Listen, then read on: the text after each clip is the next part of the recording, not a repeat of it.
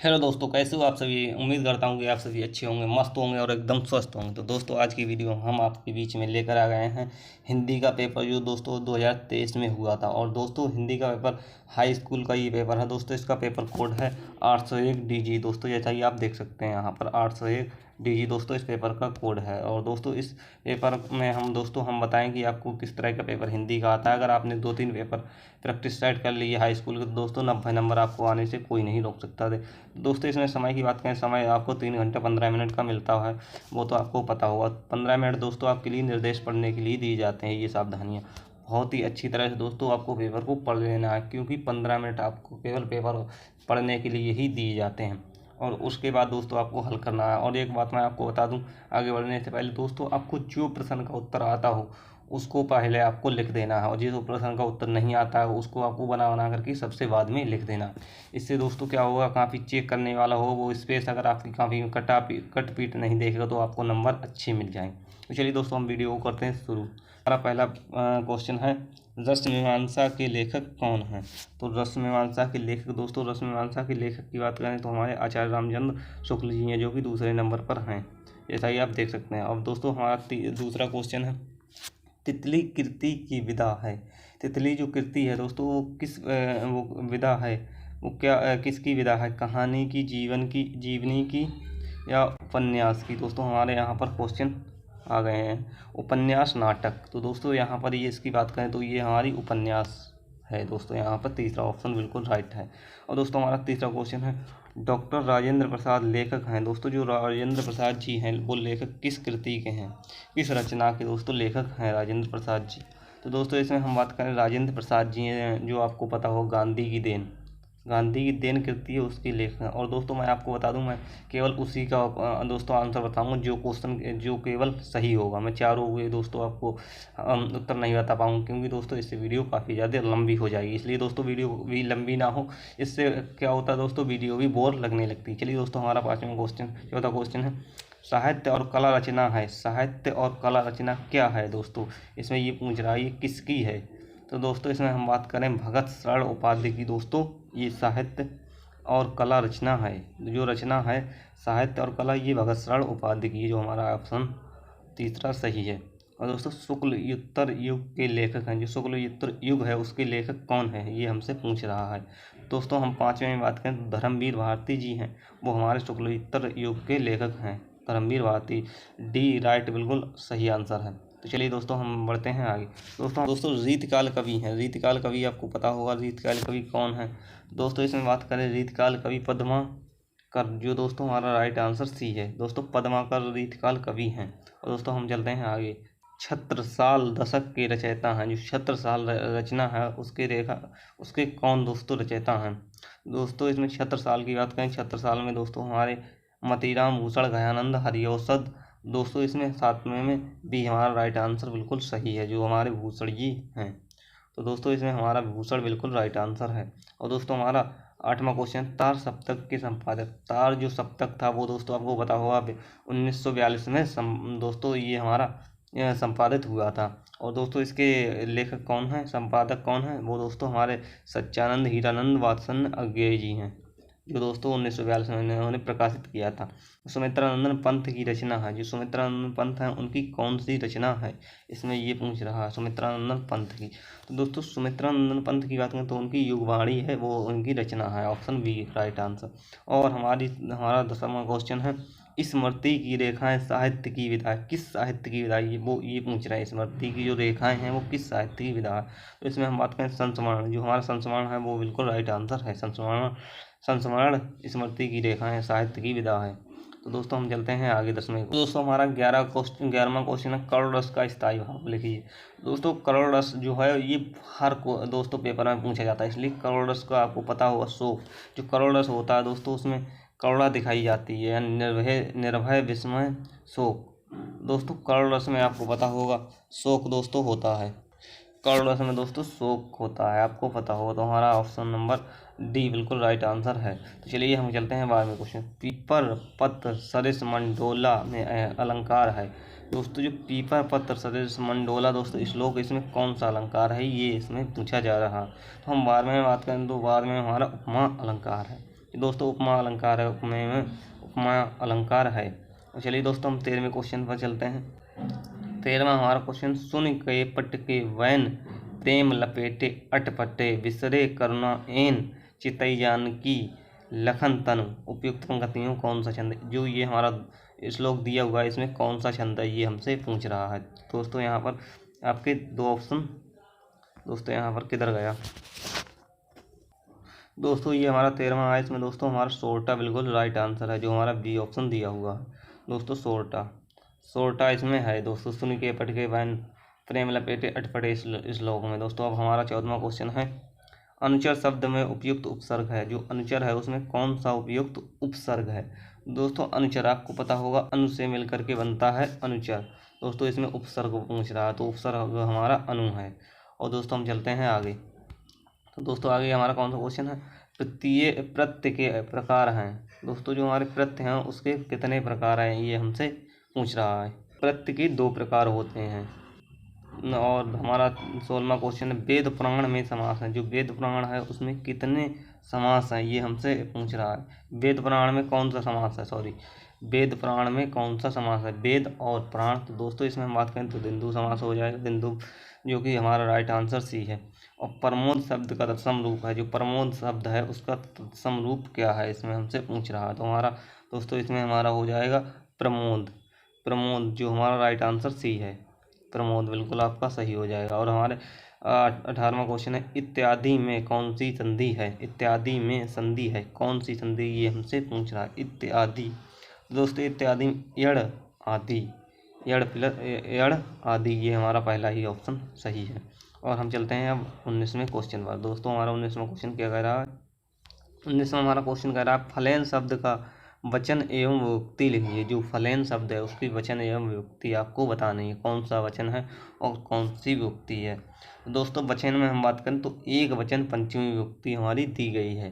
दोस्तों एक वचन पंचमी विभक्ति, तो दोस्तों हमारा एक वचन पंचमी विभक्ति, जो कि बी राइट आंसर है। और दोस्तों 20वां हमारा क्वेश्चन क्या कह रहा है, अपठम धातु का वचन एवं पुरुष लिखिए। जो अपठम धातु है उसके वचन एवं पुरुष आपको बताना है, कौन से वचन है और कौन सा दोस्तों पुरुष है। तो दोस्तों अपठम में बात करें तो उत्तम पुरुष दोस्तों एक वचन, जो उत्तम पुरुष है वो एक वचन है दोस्तों अपठम धातु में, जो कि हमारा राइट आंसर डी है, जैसा कि आप देख सकते हैं। तो दोस्तों हम खंड 1 दोस्तों हमारा समाप्त हो चुका है और हमारा खंड बा आ गया है दूसरा। अब इसमें हमारा कह रहा है, निम्नलिखित गद्यांश पर आधारित 3 प्रश्नों को उत्तर दीजिए। दोस्तों यहाँ पर ये दोस्तों खंड दिया हुआ है और इसमें से यहाँ पर 3 ये क्वेश्चन दिए गए हैं। प्रस्तुत अवतरण के पाठ और लेखक का नाम लिखिए, रेखांकित अंश की व्याख्या कीजिए और प्रस्तुत गद्यांश में लेखक क्या कहना चाहता है। दोस्तों इसमें से आपको क्वेश्चन ढूंढ के लिखना है। प्रस्तुत अवतरण के पाठ और लेखक का नाम, यानी ये किस पाठ से लिया गया है और इसके लेखक कौन है। दोस्तों इसका आपको लेखक का नाम लिखना है और पाठ का नाम। और रेखांकित अंश की व्याख्या, दोस्तों इसमें आपको व्याख्या भी करनी है। रेखांकित अंश की व्याख्या आपको केवल अंडरलाइन की ही करनी है, जितनी भी पर भी दोस्तों ये अंडरलाइन है केवल उतनी की ही करनी है, ना कि आपको पूरे की, इसकी पूरे की आपको व्याख्या नहीं करनी। नहीं तो दोस्तों आपको पूरे नंबर कट जाएंगे, एक भी नंबर नहीं दिया जाएगा, इसलिए आपको केवल अंडरलाइन की ही व्याख्या करनी है। मित्रता के लिए यह आवश्यक नहीं है कि 2 मित्र एक ही प्रकार के कार्य करते हों। दोस्तों ये हमारा पहले ही पाठ से जयशंकर प्रसाद वाले ने मित्रता पाठ से शायद लिया गया है। तो चलिए हम चलते हैं आगे दोस्तों अजंता के चित्रों ने देश विदेश सर्वत्र की चित्रकला को प्रभावित किया है। उसका प्रभाव पूर्व के देशों की कला पर तो पड़ा ही है, मध्य पश्चिमी एशिया भी उसके कल्याण प्रभाव से वंचित ना रह सका। दोस्तों ये हमारा अजंता की गुफाओं वाले पाठ से लिया गया है। दोस्तों ये हमारा अजंता की गुफाएं हैं उस पाठ से शायद लिया गया है, ये वाला हमारा जो है दोस्तों। तो चलिए दोस्तों इसके भी दोस्तों उनमें से अगर आपको वो नहीं आता तो आप इसको करना है हल, अगर इसको नहीं आता है तो उसको दोस्तों इनमें से आपको किसी एक को हल करना है 2 में से। चलिए हम चलते हैं दूसरे क्वेश्चन पर। दिए गए पद्यांश पर आधारित 3 प्रश्नों के उत्तर दीजिए। जो पद्यांश दोस्तों दिए गए हैं इसमें भी वही आपको करना है दोस्तों, इसमें भी आपको किसी एक खंड का ही हल करना है। ये 2 दिए गए हैं। चींटी को देखा वह सरल विरल काली रेखा, तम के आगे सी जो हिलझुल चलती लघुपद पल मिलझुल। दोस्तों ये अगर आपको आता है तो ये आपको लिखना है, नहीं तो अगर आपको ये आता है, मधुकर कहे समझाई सहे निर्गुण कौन देश को वासी। ये अगर आपको आता है तो आपको ये कर देना है, अगर आपको ये आता है तो आपको ये किसी एक को हल करना है दो में से। और इसमें उपयुक्त पद्यांश का संदर्भ, और आपको संदर्भ भी लिखना है, रेखांकित अंश की व्याख्या भी करनी है। और दोस्तों यहाँ पर आपको तीसरा क्वेश्चन का ये हल करना है। निर्गुण ब्रह्म के वर्णन में क्या कठिनाई व्यक्त की गई है, ये आपको बताना है। हमारा तीसरा क्वेश्चन है दिए गए संस्कृत हमारा तीसरा क्वेश्चन है दिए गए संस्कृत गद्यांश का संदर्भ सहित हिंदी में अनुवाद कीजिए। ये हमारा पहला दोस्तों तीसरा क्वेश्चन दिया हुआ है। वाराणसी सुख्याता प्राचीन नगरी। दोस्तों ये हमारा वाराणसी का जो हमारा वाराणसी वाला पार्ट है उसी पार्ट से ये आपका दिया हुआ है। दोस्तों वाराणसी का जो पार्ट है उससे दोस्तों हर एक वर्ष आपको एक श्लोक देखने के लिए, एक खंड आपको देखने के लिए मिलेगा। तो इसलिए वाराणसी वाले पार्ट में से आपको देख लेना है क्योंकि बहुत ही ज़्यादा इम्पोर्टेंट रहता है। आम राष्ट्रद्रोह एवं दोस्तों आपको इन्हीं दो में से किसी एक को हल करना है। और दोस्तों आपको संदर्भ साहित्य व्याख्या भी लिखना है और दोस्तों ये अनुवाद भी करना है दो में से एक, दोनों में से किसी एक का। चलिए हम चलते हैं चौथे क्वेश्चन पर। चौथा क्वेश्चन हमारा क्या कह रहा है, दिए गए पद्यांश का संदर्भ सहित हिंदी में अनुवाद। दोस्तों में इनका आप किसी एक का दोस्तों अनुवाद करना है, हिंदी में दोस्तों अनुवाद करना है। जैसे कि आप देख सकते हैं किसी अगर आपको ऊपर वाला आता तो ऊपर वाला, अगर नीचे वाला आता है तो नीचे वाला। तो चलिए हम चलते हैं पाँचवें क्वेश्चन। पाँचवा क्वेश्चन हमारा क्या कह रहा है, अपने पठित खंड काव्य के आधार पर निम्नलिखित प्रश्नों में से किसी एक प्रश्न का उत्तर दीजिए। तुमिल खंड काव्य के आधार पर प्रमुख पात्र का परिचय दीजिए। दोस्तों जो तुमिल खंड काव्य है ये हमारे बदायूं जिले में आपको देखने के लिए मिलेगा। अगर आप किसी अन्य जिले से तो आप अपने हिसाब से याद कर सकते हैं क्योंकि दोस्तों तुमिल खंड काव्य वो हमारे बदायूं जिले में अधिकतर आता है। और आप जिस भी जिले से हैं वो आप अपने ज़िले से देख सकते हैं। चलते हैं हम आगे। चलिए दोस्तों हमारा 6वां क्वेश्चन क्या कह रहा है, निम्नलिखित लेखकों में से किसी एक लेखक का जीवन परिचय दीजिए। हमारे ये 3 जीवन परिचय दिए गए हैं। जयशंकर प्रसाद, डॉक्टर राजेंद्र प्रसाद, भगत साड़ उपाध्याय जी हैं।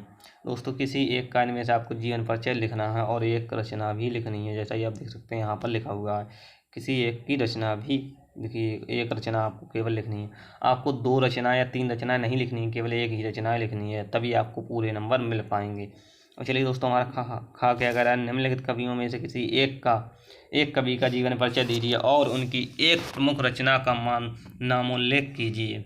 दोस्तों किसी एक रचना का आपको इसमें भी उल्लेख करना है और एक कवि का दोस्तों जीवन परिचय भी लिखना है। तुलसीदास, महादेवी वर्मा, राम नरेश त्रिपाठी। दोस्तों तुलसीदास और जो राम महादेवी वर्मा जी हैं इनका बहुत ही ज़्यादा इम्पोर्टेंट दोस्तों, बहुत ही दोस्तों ज़्यादा इम्पोर्टेंट रहता है, मोस्ट इम्पोर्टेंट है दोस्तों। इसलिए आपको इन्हें एक को भी नहीं छोड़ना, दोनों को दोस्तों याद कर लेना। और इसमें दोस्तों जयशंकर प्रसाद जी हैं, इनको दोस्तों याद कर लेना है। तो चलिए चलते हैं 7वें क्वेश्चन पर। अपनी पाठ्य पुस्तक से कंठस्थ किया हुआ एक श्लोक लिखिए जो इस प्रश्न पत्र में आया हो। और अगर आपको दोस्तों जो प्रश्न पत्र में जो श्लोक संस्कृत में होता है वो आपको एक लिखना है, यहाँ पर 2 नंबर का है। दोस्तों इसकी बात करें श्लोक आपको 2-3 याद कर लेने क्योंकि दोस्तों 2 तो इसी में आते हैं और एक दोस्तों आपको और याद करना है। 3 श्लोक आपको याद करने हैं दोस्तों, आपको 2 नंबर का आपको देखने के लिए मिल जाएगा। ये 2 नंबर ऐसे समझ लीजिए आप बिल्कुल फ्री के हैं। तो हमारा 8वां क्वेश्चन क्या कह रहा है, निम्नलिखित प्रश्नों में से किन्हीं 2 प्रश्नों का उत्तर संस्कृत में दीजिए। जो 2 हमारे 4 क्वेश्चन दिए गए हैं इनमें से किन्हीं 2 का आपको हल करना है। जैसे विश्व सृष्टा का अथुस्य मित्रम का भवति। दोस्तों इनमें से किन्हीं 2 का आपको आंसर करना है। चलते हैं हम आगे। दोस्तों हमारा 9वां क्वेश्चन क्या कह रहा है, निम्नलिखित के में से किसी एक विषय पर निबंध लिखिए। जो दोस्तों यहाँ पर 5 दोस्तों दिए गए हैं, इनमें से किसी एक पर आपको निबंध लिखना है। स्वच्छ भारत अभियान और विज्ञान वरदान या अभिशाप, इस पर आपको एक लिखना है। और दोस्तों हमारा तीसरा क्या कह रहा है, तीसरा हमारा है पर्यावरण प्रदूषण की समस्या और समाधान, इस पर आपको लिखना है। जनसंख्या वृद्धि की समस्या और समाधान। चौथा विद्यार्थी जीवन में खेल का महत्व। दोस्तों यहाँ पर जो हमारा स्वच्छ भारत अभियान है ये आपको बहुत ही ज़्यादा मोस्ट इम्पोर्टेंट रहता है। और प्रदूषण की समस्या और समाधान ये तो दोस्तों बहुत ही ज़्यादा मोस्ट रहता है, वेरी मोस्ट। इसलिए दोस्तों आपको इसको ही याद कर लेना है, इसको नहीं छोड़ना है। तो इसलिए दोस्तों पर्यावरण प्रदूषण की समस्या और समाधान ये तो आपको हर वर्ष देखने के लिए मिल जाए, इसलिए इस क्वेश्चन को दोस्तों आपको नहीं छोड़ना है। दोस्तों हमारे सारे क्वेश्चन हो गए ख़त्म। आई होप उम्मीद करता हूँ कि ये पेपर आपको समझ में आ गया होगा। अगर आपका फिर भी कोई डाउट रहेगा तो आप हमें कमेंट करके बता सकते हैं, आपका डाउट पूरी तरह से दोस्तों सॉल्व करने की कोशिश करेंगे। तो उम्मीद करता हूँ कि ये वीडियो आपको पसंद आई होगी। अगर वीडियो पसंद आई हो तो वीडियो को शेयर कर देना अपने दोस्तों में और चैनल को सब्सक्राइब करके बेल आइकन को प्रेस भी कर लेना। चलिए मिलते हैं नेक्स्ट वीडियो में, तब तक के लिए जय हिंद, वंदे मातरम।